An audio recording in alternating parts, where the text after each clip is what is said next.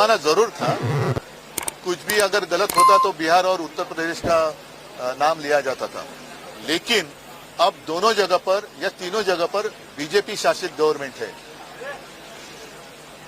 किसके साथ किसकी बराबरी करे? और माना तो यही जाता है कि बिहार की हालत अब काफी सुधर गई है, यूपी में तो बुलडोजर राज चल रहा है, तो बदनाम महाराष्ट्र हो रहा है।